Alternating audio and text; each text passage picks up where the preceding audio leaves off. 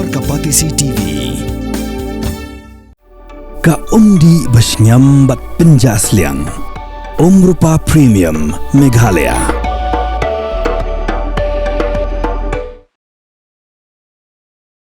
Keseng Kongres klub penlong dengan Ïakhih aplau jong ke parlimen ban persya halu ke Shah Pynjah ke Kyrteng jong Mahatma Gandhi dengan Skhim belah cispa Sngi. Ia kan dengan Ïakhih lailam da ke MP nawayanat ke perangkat Gandhi. Kan dengan Ïakhih ke dihadian ba Menteri Sarkar Shivraj Seng lapan bor ni yang norbar ban wanra ik anyro ke belatip kum ke Viksit Bharat Rozgar and Ajivika Mission Gramin Bill arajar arpusan yang belatip lingkod kum ke G Ramji yang ba on bujli no dagan ke Kyrteng haga jaga jong ke Mahatma Gandhi National Rural Employment Guarantee Act dan ke MGN REGA. Ka Priyanka Gandhi kala yang man persya yang ke bill namar bala Pynjah no yang ke Kyrteng jong Mahatma Gandhi uruk rau jong kari.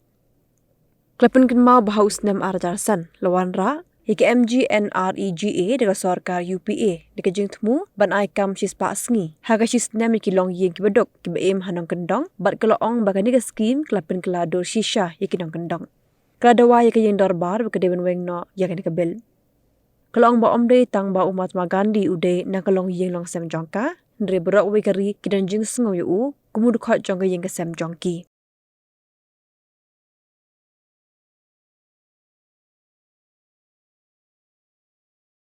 ये इस पूरी योजना को खत्म करना चाहते हैं। सच्चाई ये है, नाम बदलने का बहाना है। सच्चाई ये है कि ये पूरी योजना खत्म करना चाहते हैं। जो अधिकार दिया था कानूनी अधिकार रोजगार का, उसको खत्म करना चाहते हैं।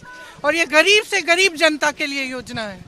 कहीं भी आप जाएंगे तो सबसे गरीब मजदूर मनरेगा का मजदूर है और उसकी कोई इन्होंने बिल्कुल इसके बारे में ये सोचना नहीं चाह रहे हैं कि कितनी आपत्ति होगी इसके हटाने से। इस योजना को खत्म करना चाह रहे हैं।